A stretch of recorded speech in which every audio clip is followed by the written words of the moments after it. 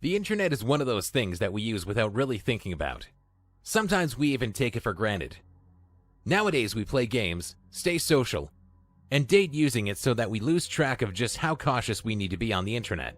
Let's look at 5 of the most horrible catfish stories of those who weren't very cautious using the internet. Number 1. This is a story about how cyberlove can simply blind someone. There was a man in the state of Illinois who'd been in an online relationship for 2 years. And in this online relationship, he had wired thousands of dollars to his alleged girlfriend for numerous things. And the man thought nothing of it until his girlfriend had asked the man for an amount of money for the reason that she'd gotten kidnapped in London. Doing his boyfriend duties and being genuinely worried, he summoned the police to ask for their help. When he tried to explain this kidnapping story to the police, they instantly knew what was going on.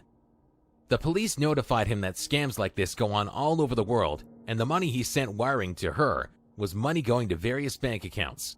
The police stated that the girlfriend was more than likely a Nigerian person trying to scam people out of money, although the man had a hard time believing that his girlfriend was a scammer or even Nigerian.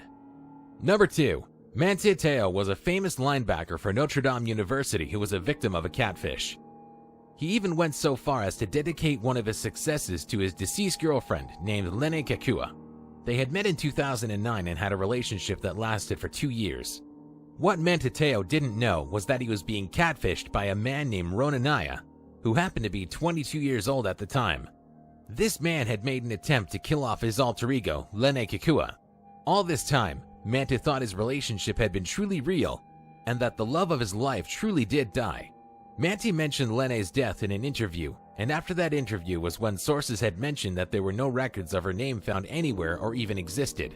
When that happened, he realized that he'd been caught up in a hoax, and eventually that is when Ronanaya admitted to being behind the scheme, using a falsetto female voice and a fake profile picture. Number 3.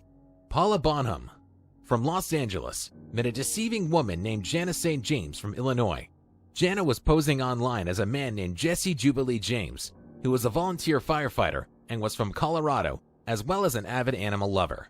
Now keep in mind that this Jana, aka Jesse, was the same one who told Paula that Jesse really loves and cares for her.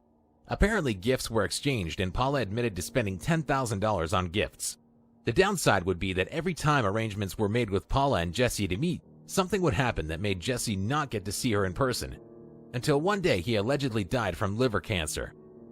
That was the day that Jana went with Paula to Jesse's favorite place, and was revealed that Jana was actually Jesse. Paula was so upset, she tried suing Jana in court. Number 4. A woman who had recently gone through a divorce due to a physical fight with her ex-husband. She then started online dating and met a man who she seemed to have much in common with. She then confided in him about their recent marriage troubles, and she even let him see her on webcam.